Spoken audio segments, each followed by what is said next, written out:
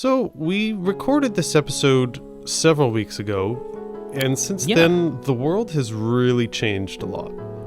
Yes, it's, Like, there's not much else to say, really. It's like, things are crazy. Yeah. But Brady and I want to suggest and really ask you all to social distance. We practice that. When we recorded this several weeks ago, social distancing wasn't a thing. Right. So there's a guest in this upcoming episode. At the time we were together. Now we no longer record together in the same room. We're all like several hours apart. Well, by all we don't even all like each other anymore, so. Right. But so we record separately. Mm-hmm. Yes. So don't go, oh well, they're sitting across the table from each other. No. Right. No, I've never even been in Pete's house. I don't know right. what kind of things go on in there. You don't want to know. The other thing is this episode was recorded the same day that we recorded our 50th episode, our Titanic review. Yep. During which audio sucked. Yeah. And so because this was recorded pretty much right after that, the same audio issues apply. Right. So that sucks, and we're sorry. It's been cleaned up and fixed a little bit, but there's actually only so much you can do. Right. But the content's really good. It is. This is a really good episode. I think, it is. We kind of get into like a throat-slashing debate. In which Pete brings some weak arguments, but it is what it is. Depends on your perspective. Sometimes you got to throw a guy under the bus. Yeah. So anyways, enjoy the episode. Right. Sorry about the audio, and stop hanging out with each other. Yeah. Social distancing. We got to do it. We're all in this together. Yeah. Hashtag be a loner.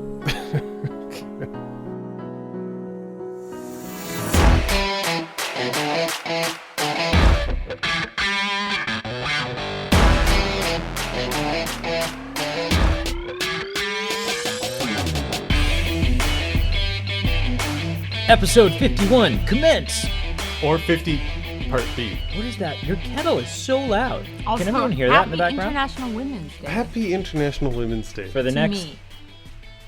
61 minutes. I represent all women. And this isn't airing, to be clear, on International Women's Day. No, it's been like a month at this point. But it still is relevant. I'm not going to listen then. But to those of us, to those of you who represent women out there, women or not, to those of you who just represent women, happy Women's Day. Yeah, happy. We mostly represent the Lollipop Guild, but that's you got that right? No. If you're about to start an argument, you don't get that. Where's International Men's Day? You can go home now. You don't get that? No. Wizard of Oz. We represent the Lollipop Guild. It's been years since I've watched it in full. We wish to welcome you to Munchkin Land. That's the Wizard of Oz, yes? Yeah. That's the Wizard of Oz. Yeah. Pete's getting up and walking away. Emily? When I saw the Wizard of Oz live, I was handed a lollipop during that scene. What is happening to the beginning of this episode? Welcome to another episode of the Movie Men Podcast. Yes. This episode's going to be... Pete is making me a cup of tea because his basement is ridiculously cold and I cannot continue on without it. So thank you, Pete. Pete's been, as a result of our current level of Patreon support, Pete hasn't been able to pay the heating bill. The dead of winter. When we live in Canada and it's so cold. I forget. Today is the first day of daylight savings. Yes. And... For those of you in other countries, we're currently in 42 different countries. So thank you everyone to that. That's pretty cool. That's odd. Mm-hmm. And we're officially in Lithuania, which is also cool. That's not a song. It is. Is it? I don't know. Someone from Lithuania, based on the numbers, is avidly listening to the show. Nice.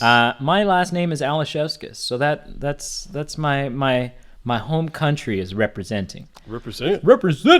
And so, welcome. So what's this episode about? This episode is about Pete's delusions and...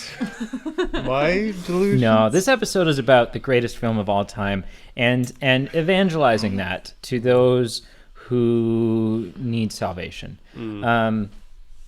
We just recently reviewed... what happens to me if I judge you the loser of this debate then? Am I going straight to hell? You're not getting a ride home. I am not getting a ride home. I am sleeping on this bed right here behind me. I feel like Pete in this very cold basement. I feel like either, one of two things is happening. Pete either just lost the debate before it began, or just so you know, not getting a ride home could possibly be a luxury for me, which means I would get my first full night's sleep in years. Yes. I also think that it would be funny because I would definitely just go to your place and crawl into bed with Aaron.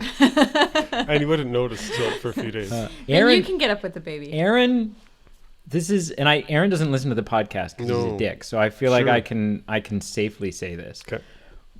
I've only shared a bed with Aaron a couple of times on like different trips. Interesting. We were in New York. And I don't know, like it was the girls had a hotel room and the guys had a hotel room. Okay. And I don't know to what extent Aaron thought I was his wife in the middle of the night, but he was holding me pretty intensely.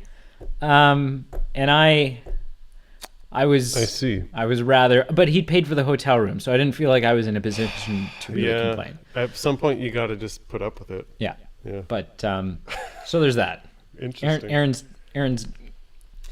I have heard this story from so many different people. Yes, and that's just it. Is the hotel manager Carl, who's been on the show several times, and who I also keep throwing under the bus and calling a dick. Yep. And he's called me out on that. And he's like, "Man, you like to air your dirty laundry on that." And I'm like, "Whatever." I'm sorry, Carl. Carl has also shared a bed with Aaron, and Carl has said, "I think there was like." Something poking my leg, like I don't know. It was weird. So Aaron likes to snuggle in bed a lot. Aaron's a touchy-feely guy, which is good. I don't think that's a bad thing. I just think you need to go, like if you're going into that situation, you need to go into it knowing that someone's going to be spooning up to you all night. This is not how I thought the episode would go. No. Yeah. 51. This is what the second half of 100 looks like. Ooh. It's all downhill. Ooh. Yeah. So anyways, let's debate. My thoughts are that Titanic is the greatest film of all time. Not necessarily my favorite. I would say definitely top 5. I haven't narrowed down my top 5. I have narrowed down to 5. Conveniently. That's typically. Yeah. And these are my in top 5. I have narrowed down. These are in no particular.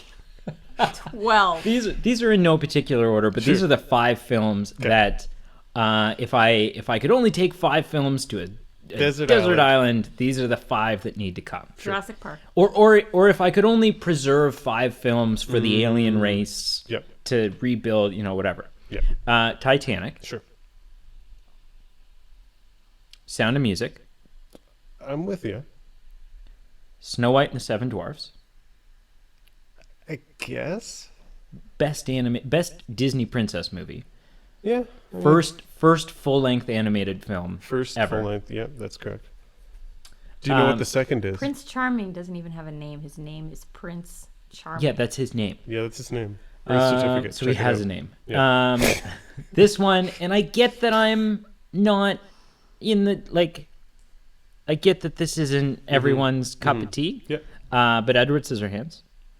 Just because I love the story, I love what it stands for, I love the message of, and I think that if we have an alien race that we are trying to get a message to, it's the importance of not discriminating against and not shutting out the things that we don't understand. It's a story about being inclusive of others. And accepting differences. And accepting of celebrating differences. Of our differences. Yeah. Is really what that film is about.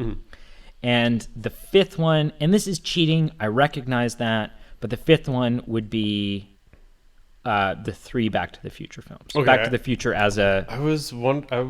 you hadn't mentioned them, and I was really thinking you were going to skip them. And this is strong because this is me. Yeah. This is me saying Yes. that Titanic makes it into this list, into the Save the Human Race list, before any film that has Batman in it.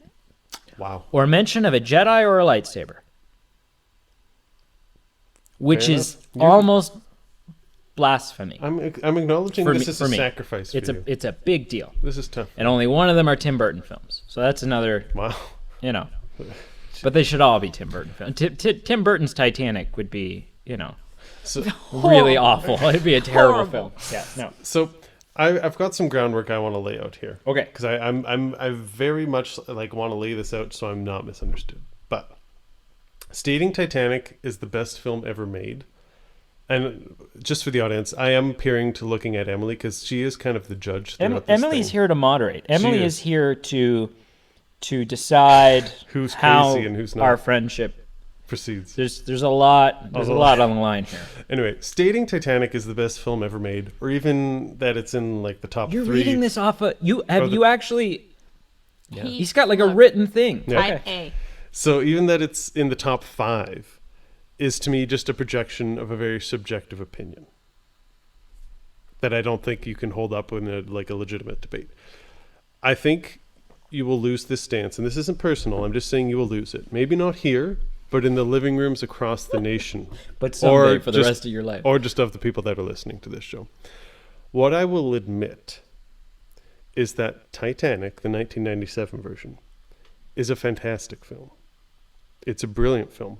It's 99.9% flawless. I'd even go as far to say is it's a masterpiece. Because do you know what the original historical definition of a masterpiece is? Yeah, it's a piece that it's your when you're an apprentice and you are looking to graduate past apprenticeship and become the master.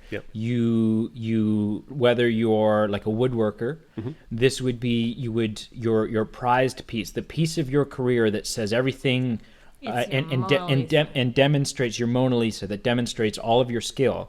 That is your masterpiece. Well done, young Padawan. As a craftsman, it projects you from being a novice. It's the qualification that makes you an acknowledged master. So you're saying this is James Cameron's masterpiece because he was a sci-fi director. He was fine. He was adequate.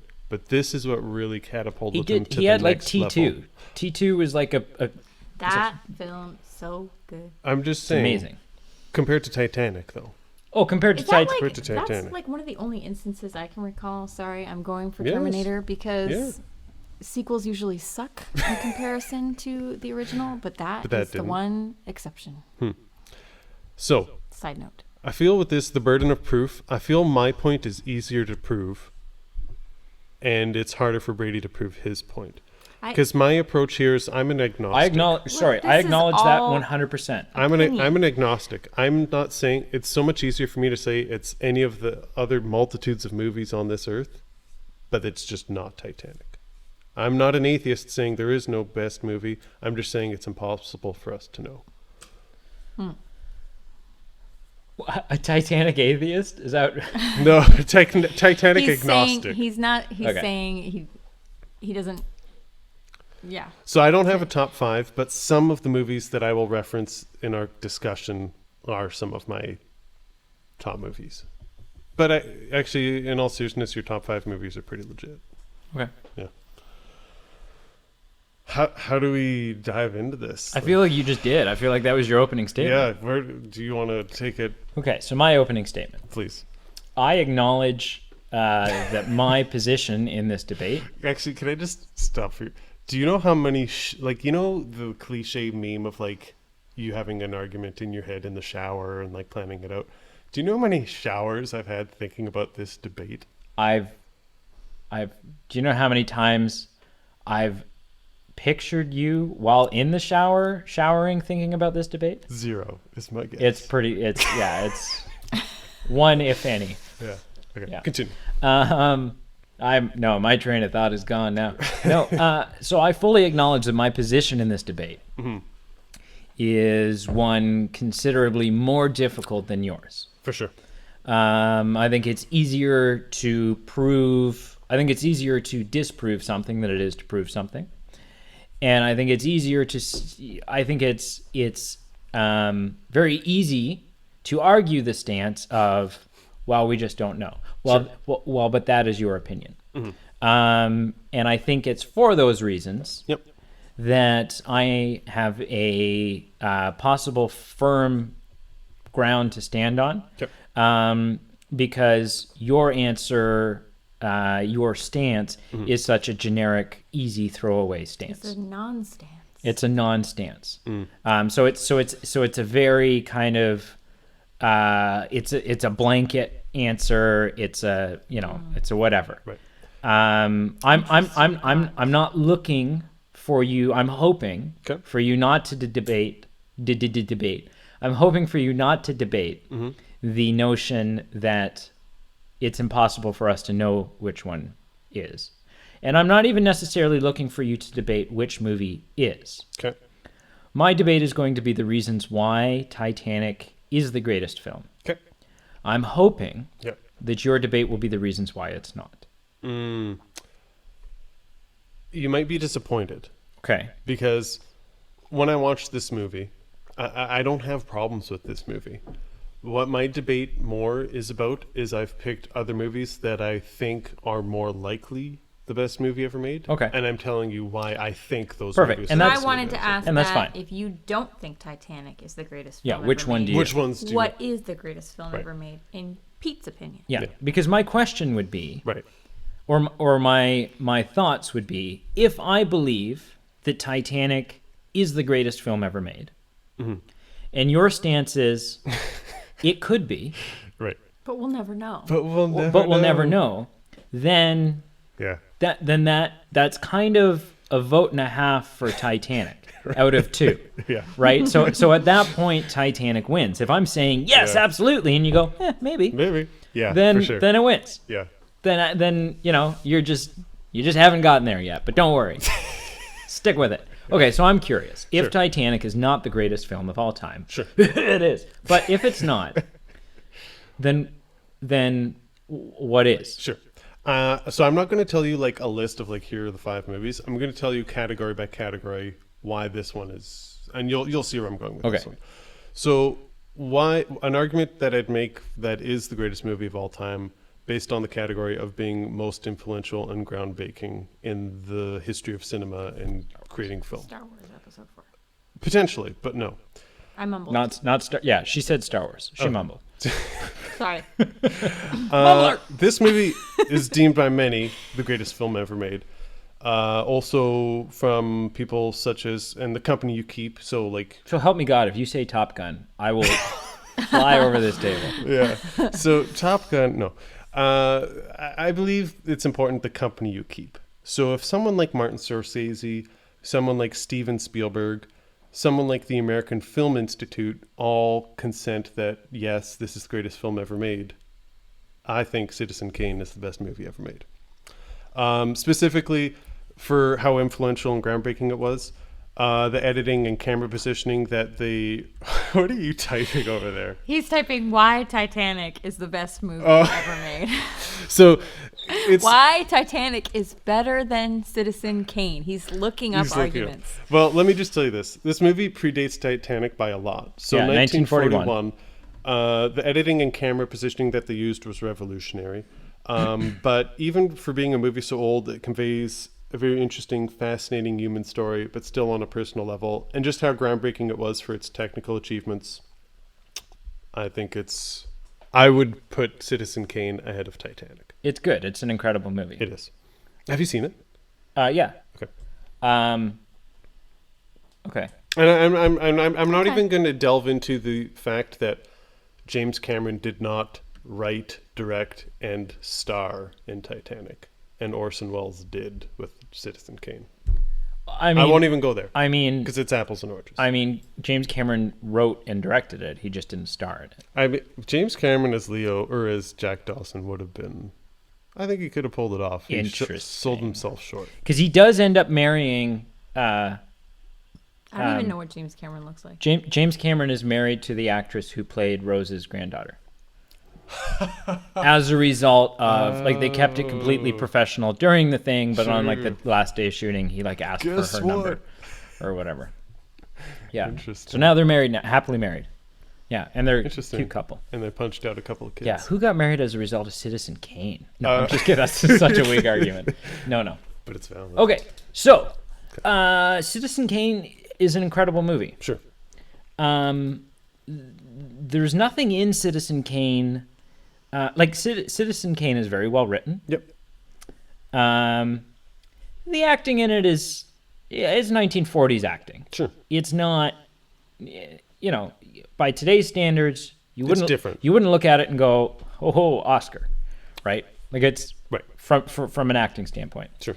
From a production standpoint, like this movie's strong point is its story. Right.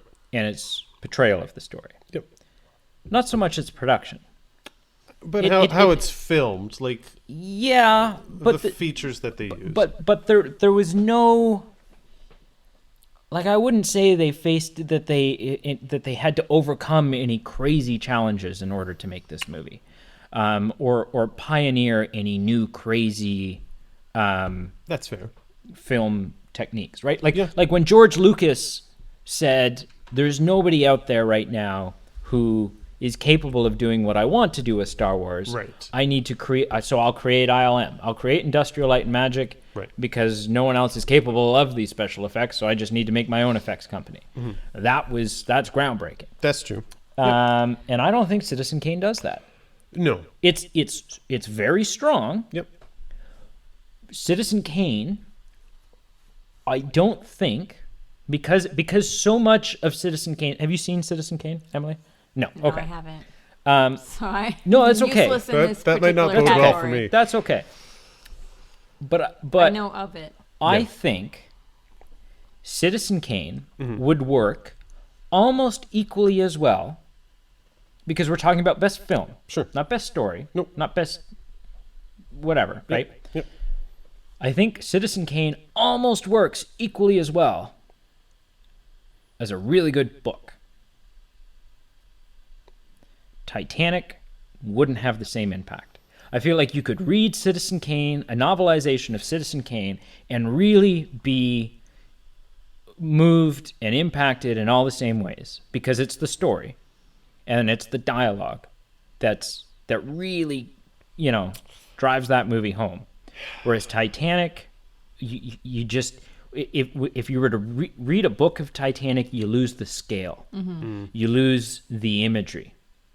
You lose the music. I will actually acknowledge what you're saying, and accept it, because the Citizen Kane soundtrack, I'm not weeping at the end of it, or it's not taking me on a roller coaster. It's iconic. It's a well-known soundtrack, but it's not. But the one thing I will say is just the span of time from 1941 to 1997. I'm just saying the more groundbreaking of the two, and how much Orson Welles pushed the limits with what he did with that movie. It's hard to compare apples and oranges, because he didn't overcome as much, as far as he didn't need to build a ship, he didn't need to do anything grandiose to film this movie. But in some ways, if you look at comparative movies from that time, it was grandiose in its own way. So I'll agree, but slightly disagree with what you're saying. So, but my question would be, sure, of the two, that could sacrifice the least by being turned into a novel instead, is it Titanic or is it Citizen Kane?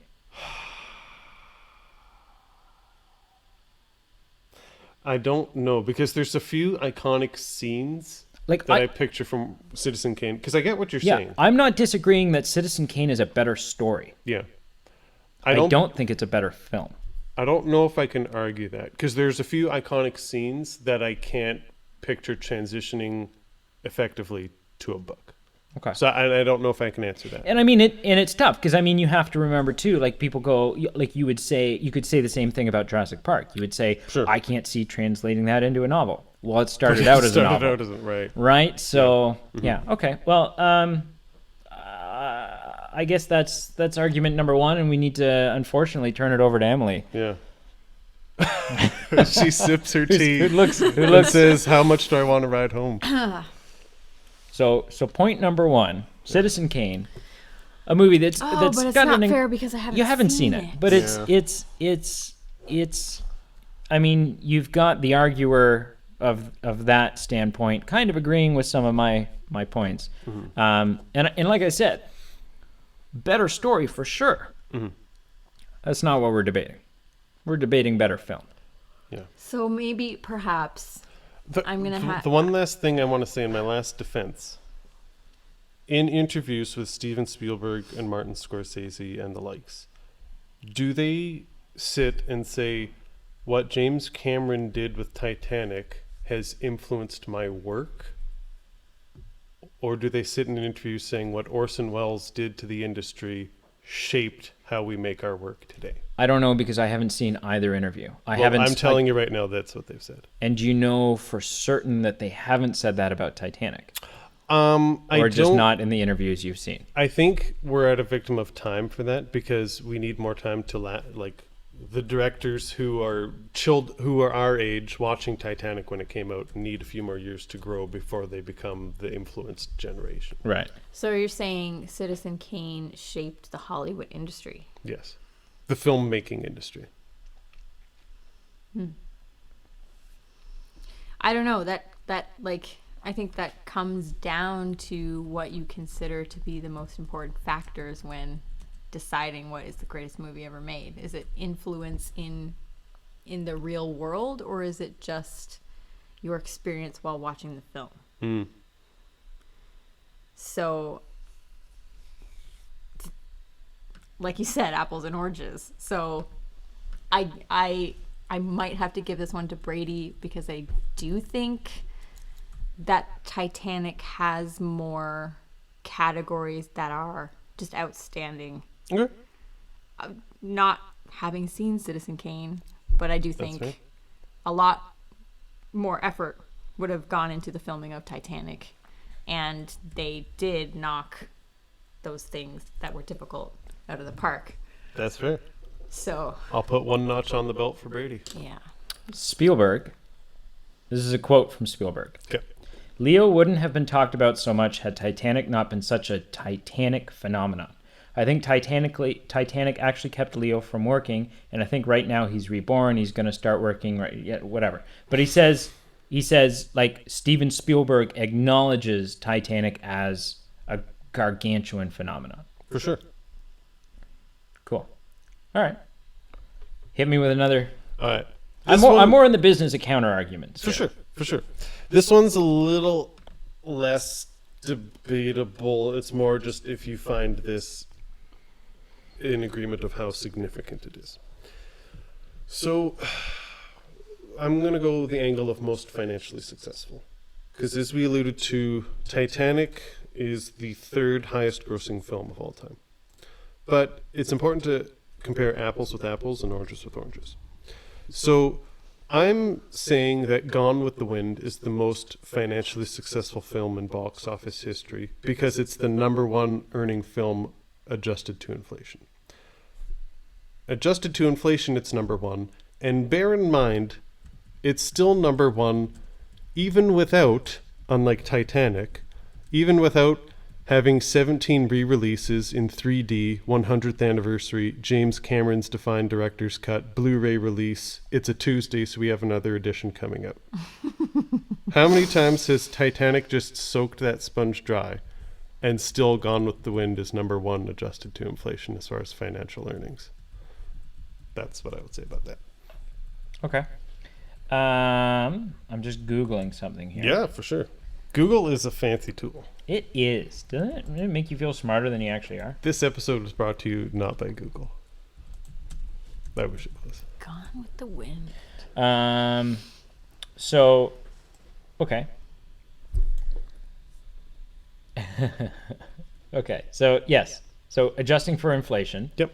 Titanic has more, or has Gone with the Wind is the higher grossing film. Yes. Followed by Avatar, which is a flaming piece of shit. It sure is. Total fluke. Lapse in judgment of the human race. Sure. And then Titanic. Yeah. And I don't think anyone's arguing. Two of those being James Cameron. Two of them being James Cameron, ironically. And someone out there may argue. I think it's a small selective group who's arguing that Avatar is a better film than Titanic. Sure. And I'd go in the ring with them any day. Like not even just a debate, like actually. Can you pull up the numbers there? What is adjusted for inflation? Yep. What is the box office difference between Titanic and Gone with the Wind? About 700 million. Okay. So, Titanic has had how many releases? 72 by my count. 72 by your count. No, I'm not sure.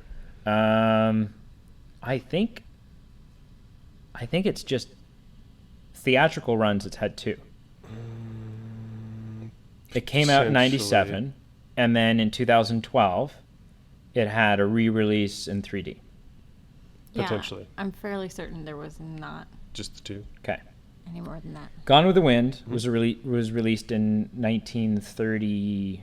What is it? What's the date? 39. 39. And then again in 47. Yep. And then again in 54. Yep. And then again in 61. For sure. And again in 71. Yep. And again in 74. Yep. And again in 89. Sure. And again in 98. Yep. So it's had 8 re-releases, 9 releases altogether. Sure. Versus 2 releases for Titanic. Okay. And Gone with the Wind has also had like 60 extra years of box office over the course of 8 re-releases. You're not wrong, but I'd argue in the 90s, and I'm not trying to be sexist, forgive me for what I'm about to say, but in the late 90s, teenage girls across the nation weren't going, I want my copy of Gone with the Wind. They were saying, I want my copy of Titanic because I love Leonardo DiCaprio. Like, I feel at some point, yes, it's been available for these 60 years, but at some point it kind of tapered off. But here's the thing. In order for it to reach where it is... Titanic or Gone with the Wind? Okay. In order for Gone with the Wind to meet the 700 million more than where it's at... Sure. That means that each time it re-released... It had a new audience. It had a new audience, it had whatever. And each time, it only had to make 87.5 million. Potentially. Each time it re-released, it didn't get a new audience. Like, when it's been released the 40s, like, we're not talking, like, that's still the same generation that's seeing it. No, because the first generation who went to see it are dead. That's not true. Oh, No. It's mostly true. The people who went to go see Gone with the Wind as a teenager in 1939 are seeing it in are 45. not the people who are seeing it in 98. Of course not. No. I'm not saying it's just one generation, but a lot of these dates that you released are the same people that are seeing it. Saying, Oh, sure. Grandma, let's go back in the car and let's go see that Gone with the Wind again. But still, each time it only This made... is in a time when there was no way to play a movie in your home. Right. Right. Which means, we didn't have home video. Right.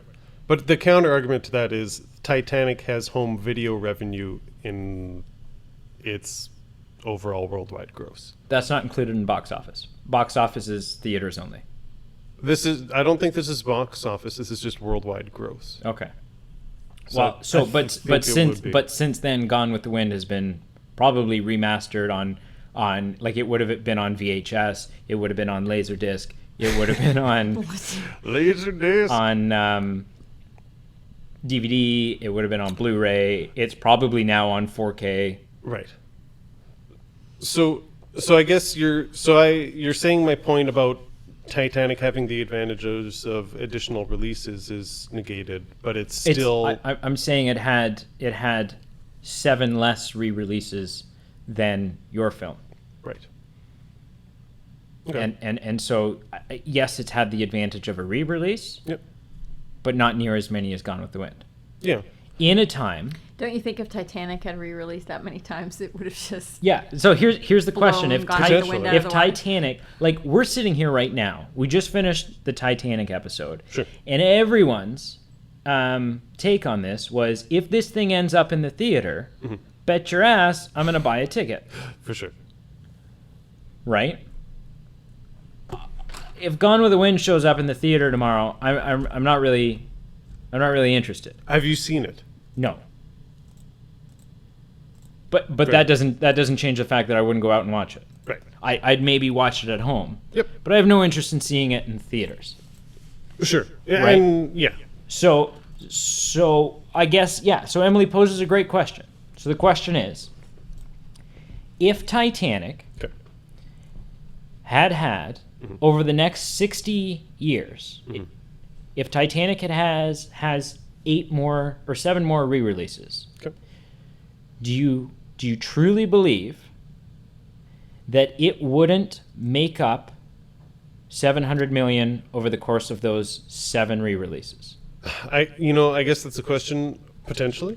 That's only $100 million per re-release, which nowadays is chump change. I guess my point is, I'm not looking into the future. I'm just saying what movie is more financially successful today, International Women's Day. Right. But again, so I would say what's more accurate is I want to see what was Gone with the Wind's profit, money, after only 1 re-release. After it had been released in the theater twice. Right. How much money had it made? Right. And if that's more than Titanic, which I kind of doubt it is, just because it's Titanic and it was after 1 release, it held the title of highest grossing film for like, what was it, 12 years or something. It was a while. Right? Yeah. 15 years. Yeah. But I'd argue this is apples and oranges because, like, again, how this movie was advertised and the climate that it came out in.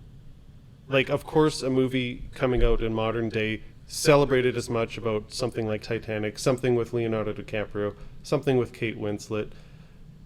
Of course, it's going to do better in a shorter amount of time compared to 1939 when Twitter didn't exist, when the internet didn't exist, when film going wasn't the same as it was now. Twitter didn't exist in 97. I'm not saying it was, but like the modern day equivalents of whatever the 90s were.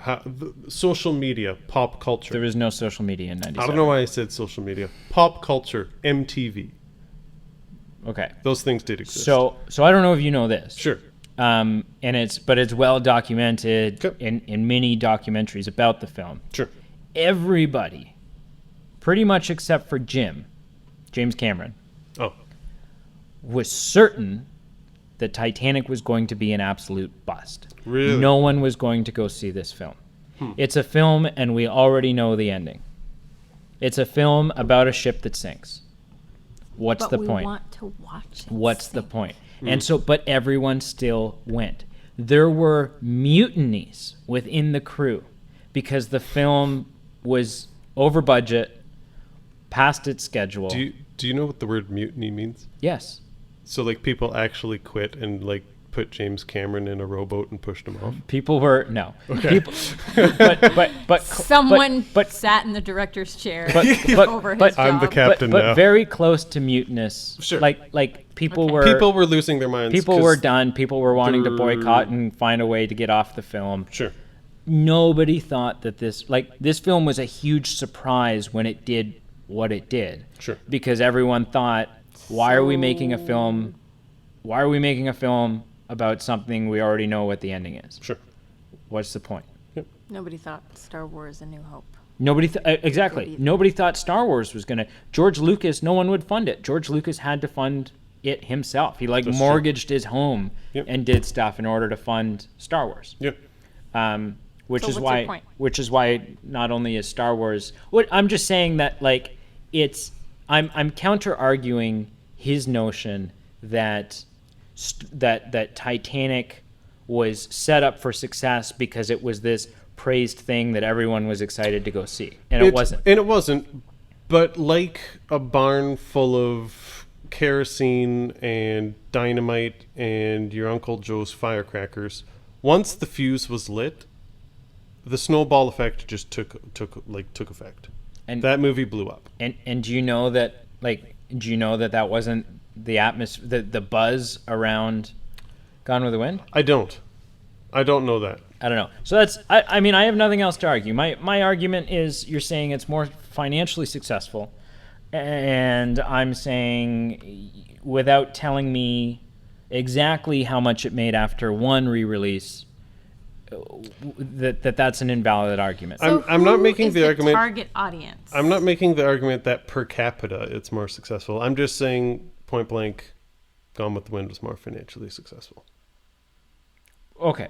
That's it. And you make some valid points. Okay, but some interesting points I'm just about wondering how that landscape might change. And I'm just wondering, if not per capita, if not making all of the circumstances as even as possible. That's what inflation does. Then well, no, but I mean with the re-releases, with the number of chances people have had to spend money on this movie.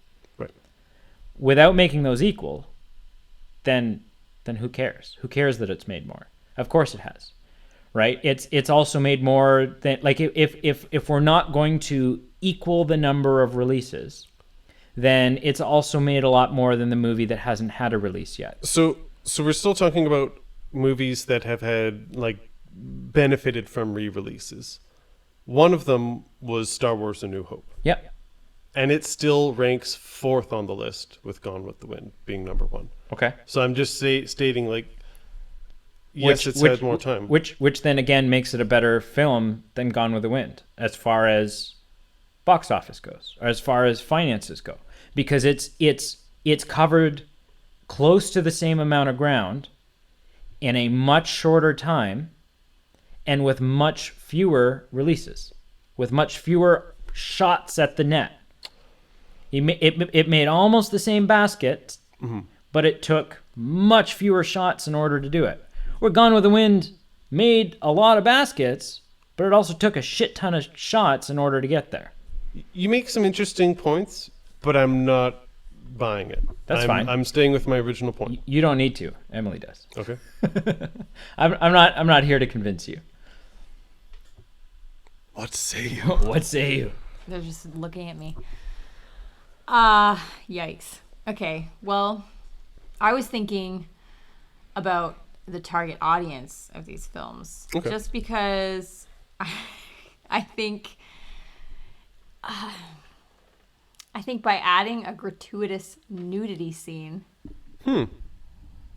Titanic may have cheated a little. I never thought of that.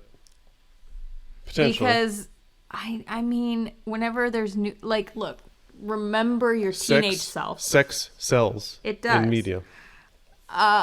I don't think that cheapens the film. I don't think that scene cheapens the film. Sure. I just mean to say that when you add that in, you add a reason, particularly for a bunch of men in trench coats to show up. I'm pretty sure there weren't weren't men in the back of the theater in Titanic playing with themselves. The target audience of Gone with the Wind, I'm assuming, is female. I don't know if I would really say that, but I don't know. We're categorizing both these films as romances? They're both romances set in larger macro pictures. So in this case, the tragedy of Titanic. In the case of Gone with the Wind, the tragedy of the American Civil War. So I will acknowledge that Titanic has an advantage with its box office, which is what you were arguing. Okay. That it has an advantage with its box office because Titanic, if there's something about the movie you don't like, if you don't like the romance aspect of the movie, there's so much more movie there for you. If you don't like the action and the death, there's so much there for you. If all you're into is period stuff, if all you're into is Titanic is a film that's got, it's true. Titanic's a film that's got something for everybody. Ergo, better film. I agree. I agree that it's at an advantage, but that's because it's a better, more rounded film. It's got something for everybody. So two things to that. The 5-year-old in me loved Titanic. Not all of it. 5-year-old in me didn't understand all of Titanic. No. 5-year-old and you, or however old you were when you first started watching Titanic, Didn't understand. didn't understand a lot of it, Yep. but there was obviously something there. Yep. 5-year-old you, 5-year-old me doesn't give a shit about Gone with the Wind. Right. Because there's nothing there for you. Right. Two things. One, jumping back to the social media thing. The second release in 2012 totally was at a time where social media, internet, and pop culture played into the swirling of a second release. Oh, sure. Which Gone with the Wind did not have. Okay. But to your point, which one's better, that's for the audience to decide. Everything that you just said about Titanic, Gone with the Wind has. It's a period piece. It has romance. It has a larger macro picture of a war occurring. It has characters. It has a development in characters. But does 5-year-old you, and be honest, does 5-year-old you want to watch Gone with the Wind? I don't know. I watched it when I was relatively young. Probably not 5. Probably 10 or younger. Do you think 5-year-old you would be somewhat interested in Titanic? Just the scale of it alone. I'm not trying to be difficult because No. I get what you're saying. If you don't know, you don't know. It's a valid question. Titanic is so different because 7-year-old or however old we were obsessed with Titanic to begin with. So because James Cameron made an amazing Titanic movie, I knew nothing about Titanic prior to the movie. Just to be fair. I knew stuff about Titanic before the James Cameron movie. But how? Other movies, other books, other... At that age, really? Mentions in you school think so? about a giant ship that Yeah, sank. I didn't see... We never talked about it in I never high school. saw Titanic immediately when it came out, so that gave me a couple more years. So I might have been, I don't know. I was older than 5. Okay. I was older than 5. Well, Yeah. I mean, that's. I think we're walking in circles with this argument. Now we have to pass it over to Emily. We put her in an awful spot. We lied to her about why she was here. Yeah, we said we were giving her supper. And all she got was a moldy bag of tea. She fed me, and I still subjected her. So can we condense this into like one line? Like what am I deciding whether My point was point is Gone with the Wind was the most financially successful movie. And that makes it better than Titanic. Is your argument? Yes. And my argument is its financial success is irrelevant because it's not because the argument that he's brought isn't rounded out numbers wise. He's giving us numbers based off 8 re-releases over the course of 30 almost 100 years now. Coming up on 80 years. 80 years. And my numbers are based off of 2 releases instead of 9 over the course of not quite 25 years yet. What are the other films in this list of highest gross? You said Avatar. Avatar's number 2. And you think Avatar is a piece of shit. For sure. And I'm not saying financial things are, like, as you see, I'm just going by category. Finances being one of the many. So here's a question. Sure. Is Avatar a better movie than Titanic? Before I answer that question for you, have you ever heard of the term an outlier? Yes. But is Avatar... Nope. Avatar is the outlier on this list because the adjusted to inflation list is Gone with the Wind, which I think is a great movie. Avatar is the outlier. Titanic is 3. New Hope is 4. Avengers Endgame is 5. Sound of Music is 6. Okay. 7 is E.T. And 8 and 9 are movies that... Would you say...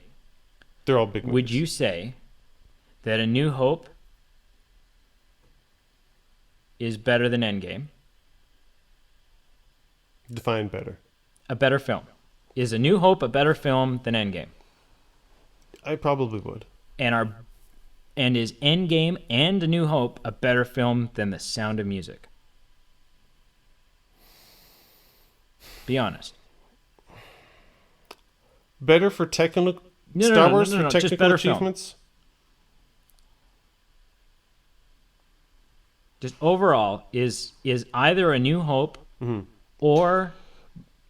I will say Sound of Music is a better film, but I'm not stating that this hierarchy of like however a film ends is how a film is graded. I'm saying I feel like the most logical way to determine this is to just go like Pete is doing, category by category. That's exactly what I'm doing. And Brady's you're kind of muddying the waters a little bit. How so? Yes. We're talking about gross right now. Film gross, right? Point, okay? We're on grossing film. Yeah. Right. I think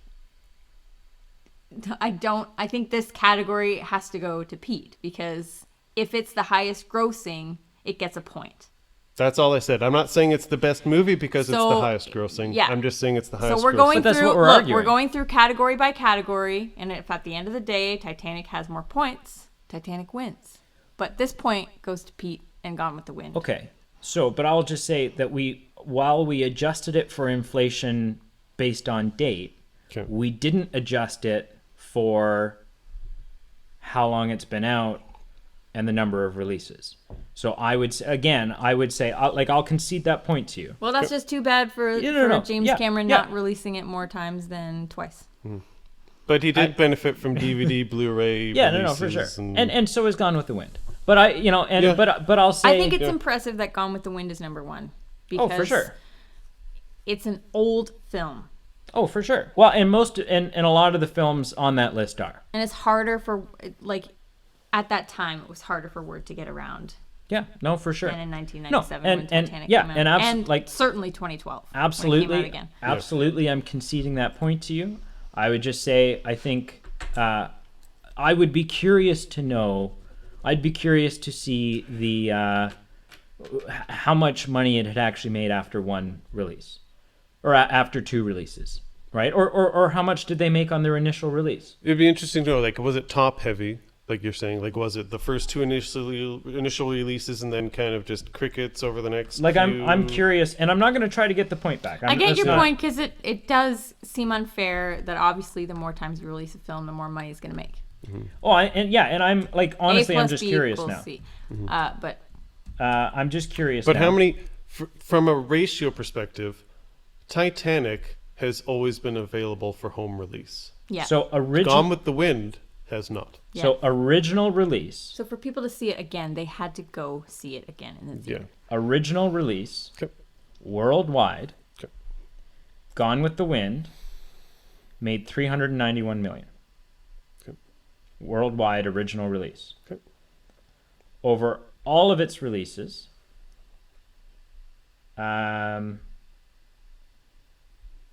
so it made $391 million worldwide. Okay.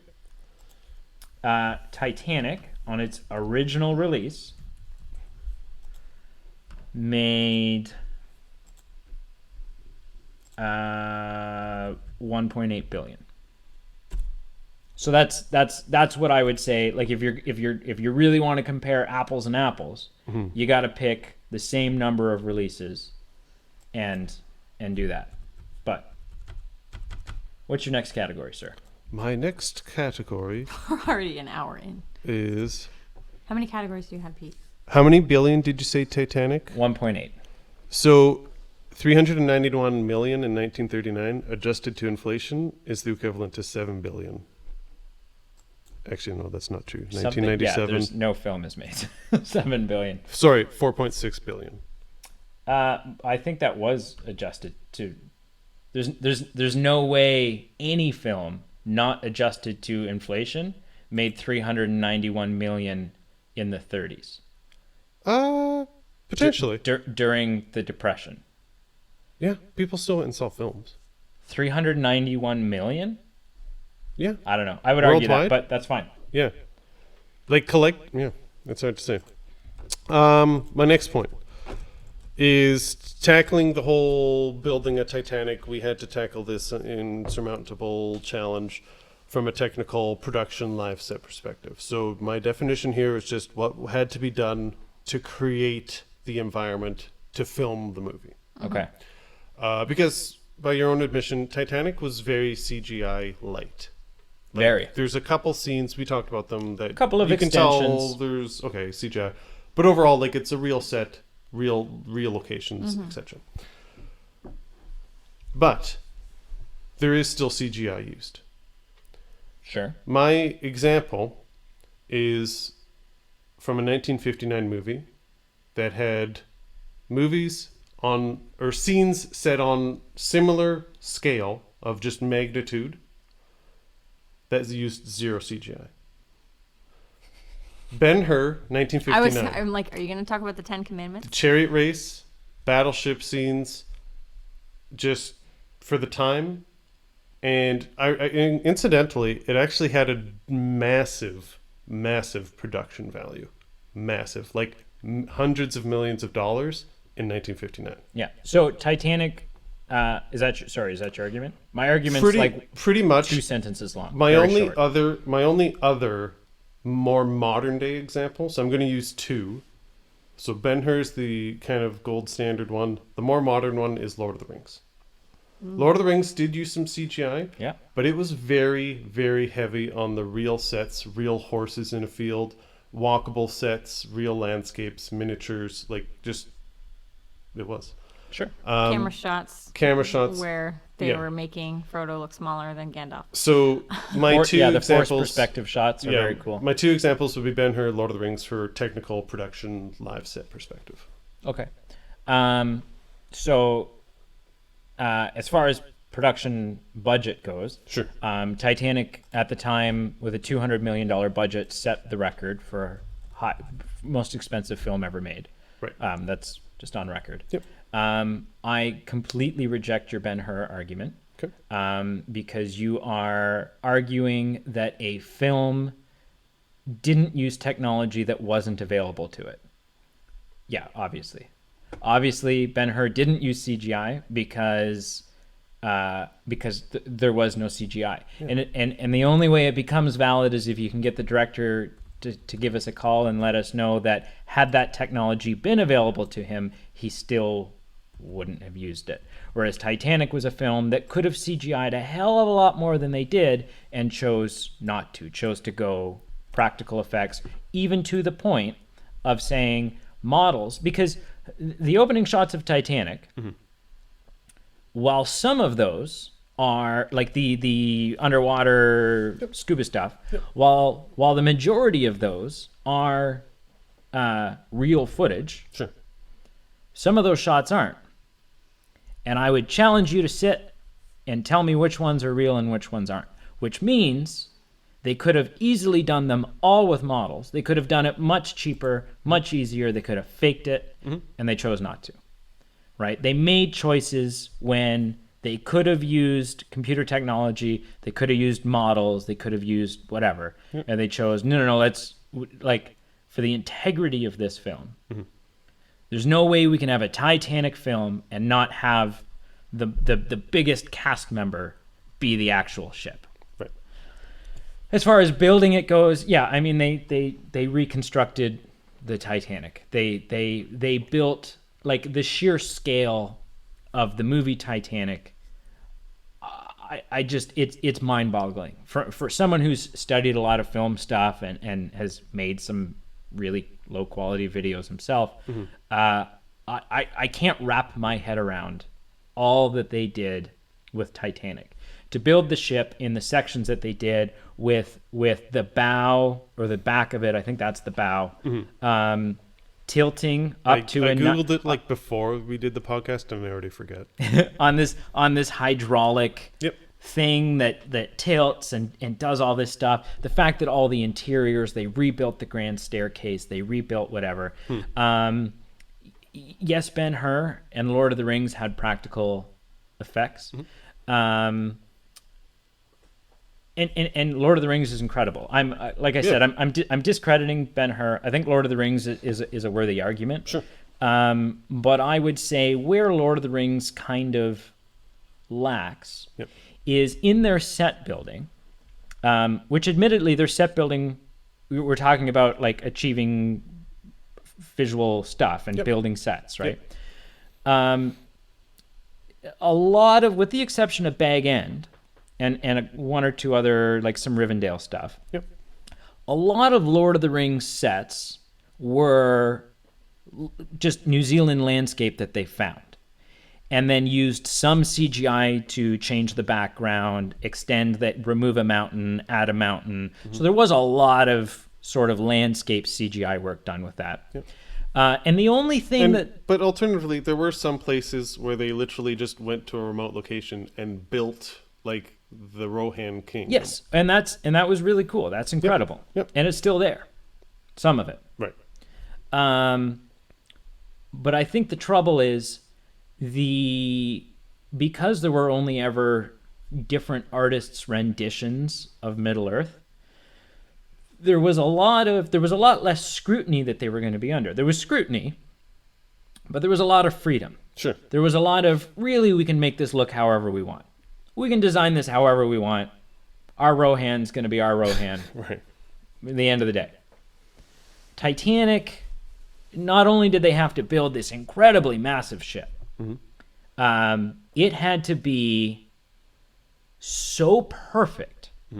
There was no room for error. There was no room for creative liberty. There was no room to say, hey, you know what? I don't know why they designed the staircase this way. Let's do it this way because it's going to work out better for our camera angles. No. It was, this is how this needs to be built. And they did it. It was the highest production cost of all time. And it's monumental. Like I can't get over the scale of what they did. The shots, you'll see behind the scenes shots of massive room sound stages that are flooded with like seawater, and James Cameron is in there with a wetsuit, and all the people are floating in the water, and the water is actually like they can see their breaths. Like it's not -2. They've been painted up to, but it's not warm water. Right. People are. It's not a jacuzzi. They're not faking that shivering. People are cold, and people are. So that's my argument. I need to start instating a time limit. But that's my argument. My argument is your Ben-Hur argument is BS. I reject that. Lord of the Rings is a better argument, but I think Lord of the Rings still used a lot more CGI than Titanic did. Yeah. And wasn't held to you need to make this look exactly right. Sure. The only thing I want to say about Ben-Hur is, yes, they didn't have CGI, so we're kind of negating what they've done because they didn't have availability to it, so that counts less for some reason. All I will say about that is if you have two athletes, one using steroids and one not using steroids, and they end up with different product of accomplishment, you have to look at the one who didn't use steroids, who didn't have the availability of steroids, and look at what they accomplished. And although it might be slightly inferior to what the steroid using athlete used, they didn't have the availability of that. Mm-hmm. That's why I don't think if you want to say Titanic was better than Ben-Hur, that's fine. But you can't throw Ben-Hur out with the bathwater for that reason. Okay. Yeah, I acknowledge that. I would say using something like steroids that is genuinely considered cheating. It's a weird. I couldn't think of an actual like non-negative connotation. I mean, steroids is kind of cheating, and I think I don't think Titanic should be in any way faulted for using the CGI that it did. Nope. Because I think, again, good filmmaking is understanding and utilizing all of the tools that are available to you. For sure. So, Emily. This is fun for me. I don't know. There's like a healthy mix of sarcasm and genuineness in there. I'm so tired. We're getting near the end. Her vacation has declined. Yeah. I think I have to acknowledge Pete's point about Ben-Hur, because I do think the manpower it takes to put together scenes like that without the use of special effects is worth considering. Okay. Because instead of moving forward with the film, they could have just gone, it's not worth it. However, let's just go see Brady's Gone point with the about Wind. Titanic not using CGI when it could have is also very valid in this category. So it's this is like a difficult category, which is again what, the special effects category, or the just technical production technical... and live set. What they achieved with and their means of doing it. Yeah. Okay. I think this is Titanic's point. Okay, we have one last category. So make it a good one. Okay. I'm going to quickly touch on one, and it's you don't have to take it for a point because I really want to touch on this. The most comparable movie, because Titanic's about a tragedy. The most comparable thing I could think of is Schindler's List because of how it was accomplished. And I find it's potentially more artistic. The methods that they use for the storytelling is more artistic than Titanic. But it's very similar in how it makes us feel and the portraying of a human story and a human horrendous tragedy. So I feel like that I would put higher on the best films ever than Titanic. But I will, and I also touched on Lord of the Rings, so we don't need to touch on that. Soundtrack, I'm not even touching with a 10-foot pole because although I think there are better movie soundtrack from Titanic is amazing. So James Horner's work is phenomenal. I'm not touching that with the 10-foot pole. What I will underline or touch on is the underlying character story. So in Titanic, just if you write it out on a piece of paper, it's rather weak. It's two people who are on the same ship for 4 days. They're not together the whole 4 days. They're together maybe 24 hours at most, like in the same room. I don't know. Maybe. So two movies that I think, the one's a bit of a stretch, but I will stick with it. Two movies that I think have a better underlying character story that are on the top movies of all time. Vertigo, for its underlying psychological underpinnings. Is that the weak one? No, not at all. Because these psychological underpinnings, that occurs to the protagonist, are discussed in post-secondary institutions across the nation. No one's talking about Jack and Rose at Psychology 101. Mm-hmm.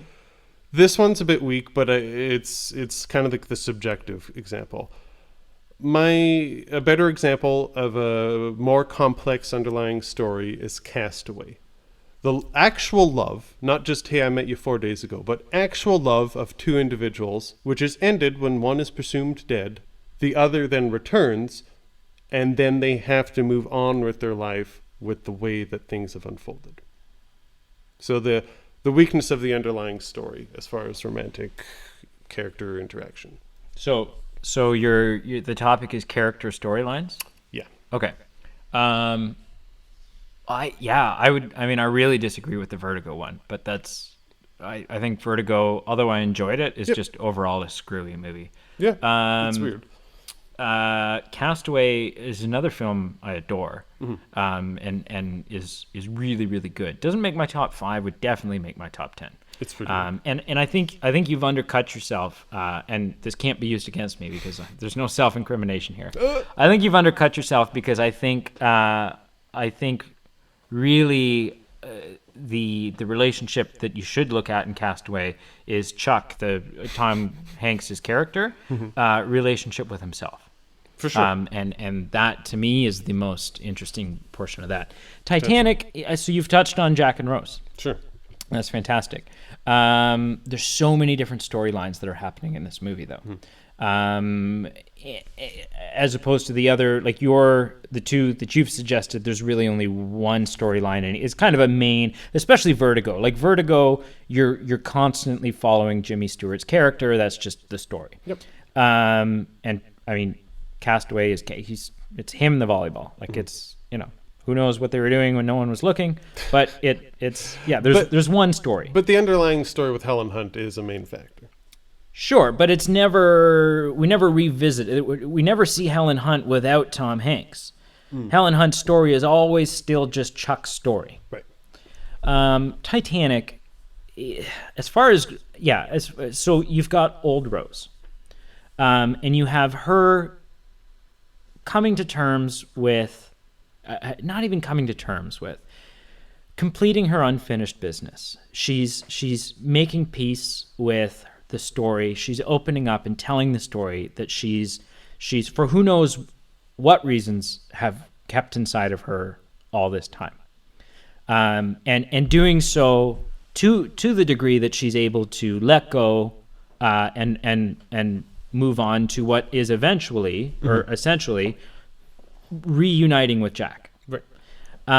You have Bill Paxton, Brock love it. Brock, love it. And the other douchebags on that ship, who go from treasure hunters who, by the time the film is over, have really understood the impact of Titanic, have understood the loss of the lives, have reached a point where the diamond, it doesn't matter, right? And there's actually an alternate ending to Titanic, where Rose still goes to throw the heart of the ocean over the railing, and the crew and her granddaughter kind of intercept her, and there's this whole ordeal, and that was removed because fundamentally it's that wasn't true to their story. The fact that they reach a point where, you know, he throws the cigar and he says, you know, all these years and I never let it in. I never really let it impact me. You have Jack, who is this tumbleweed in the wind, who just gets really lucky. Jack's story, he doesn't really develop, right? Jack plays the role of a catalyst for Rose's story. And Rose is this girl who feels trapped. She's physically trapped, kind of, right? She's in this relationship that's awful, and she's kind of been betrothed to douchebag McDoucheton. And but she's also trapped in this life. She's trapped in this horrible notion that we're proper and we don't mingle with second class. We don't mingle with third class. And Jack allows her, I keep coming back to this line of he saved her in every way that a person can be saved. Not just from the tragedy of the Titanic, not just from falling over the back of the railing. Those are the obvious. For sure. He saved her from who knows what kind of life, what kind of mentality, what kind of marriage she would have been in.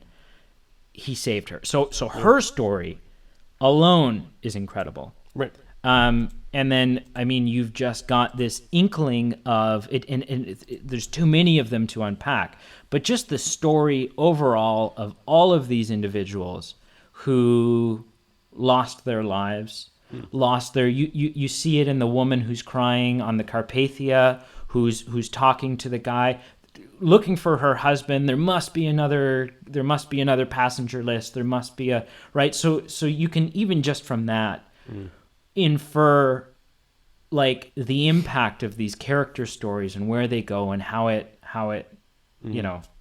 That's all valid. The only thing I'm going to ask, and I'm not, well, I guess I am trying to deflate what you're saying. I would hope so. Because this is a debate. But before I hand it over to Emily, who's on the cover of Titanic? Is it the crew member of the treasure-finding ship? Is it the 1,500 passengers? Or is it Jack and Rose? I mean, it depends on which release, like whether it's the DVD or the Blu-ray or the. Yeah. I mean, there's different posters. Jack and Rose is my point. I would say that's weak. So we're talking underlying story. So we're taking a movie, Schindler's List, set in the Holocaust. Sure. And we're taking...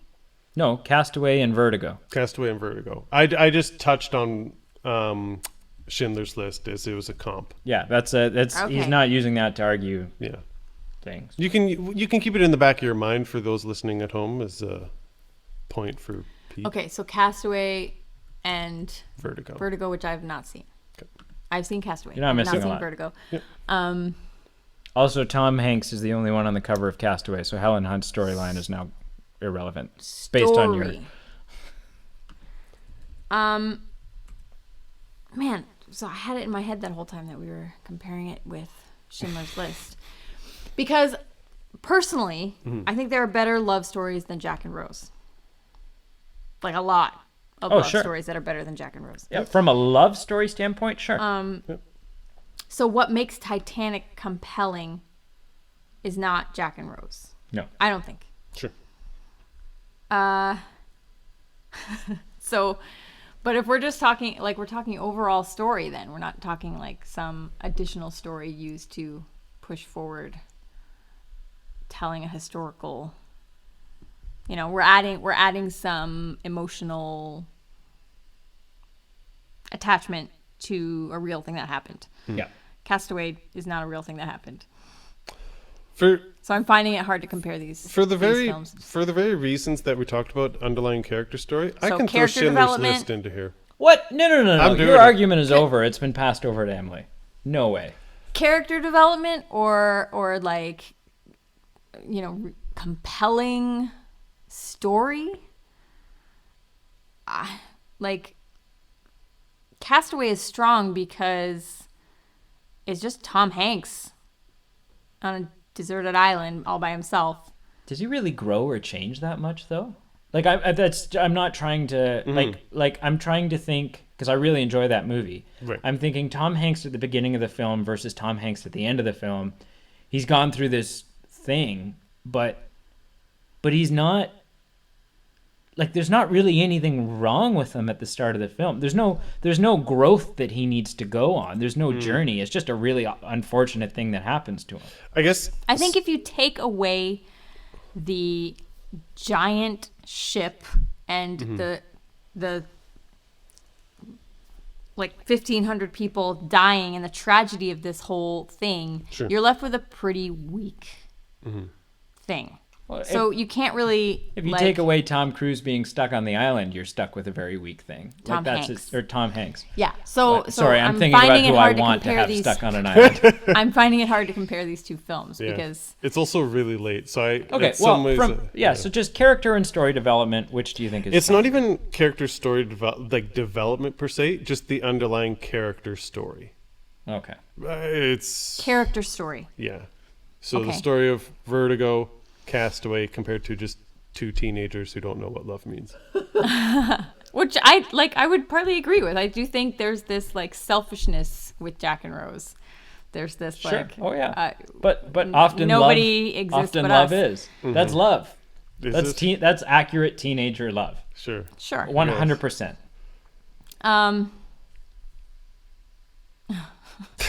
Poor Emily. It's a deciding vote. I can't do it. I mean, character. You didn't say character development. You said character story. Yeah. It's not the character story that's compelling in Titanic. It's the ship sinking. So now it's a tie. Okay. Yeah, so it's a tie then. I'm giving Pete the point. All right. So, I mean, what really matters not so much is what Pete or I think or what Emily thinks. Yeah. It's what do you think? What you guys think. Yeah. So, whether it's in commenting down below on Podbean, Twitter, Facebook, Instagram, or on the TikTok there, just send us drop us a line and tell us, like, what do you think? The best movie ever. What do you think? Let us know let us know what the best movie in the world is in your opinion, but also let us know which one of us, whether Pete or I, who do you think won the debate? Sure. Who do you think debated or argued stronger? Be our tiebreaker. I don't really care about that. Just which movie do you think is better, Titanic or any of the ones that I mentioned? Oh, I want to know both. Let us know both. Let us know. Drop us a name. Say which movie is better, sure. And then say either Brady or Pete. Let us know. Just let us know. Break the tie for us. So, all right. Anyways, thank you. Thank you, Emily. Thanks for listening. I can't believe it's already 4 a.m. The sun's coming up. Let's go home. Until next time. Thanks for listening. Bye-bye.